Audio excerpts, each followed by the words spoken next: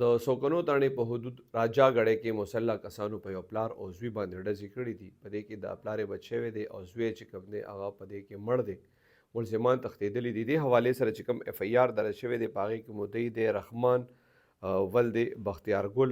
دا د اورکزۍ جنسۍ دی خو د دې موجوده پته چې کوم ده هغه راجا غړې سوکنو ده.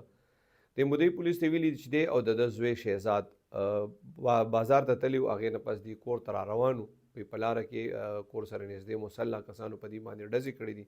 په دې ډزو کې دا مدعي چې کوم دی د رحمان دا خو بچ شوی دی. د ده زوی چې کوم دی شهزاد دی لګېدلی دی زخمي و. بیا دی روچت کړی دی اسپتال ته وتلو خو هغه په لاره کې ساه ورکړې ده. ملزمان چې کوم دی هغه تښتېدلي دي.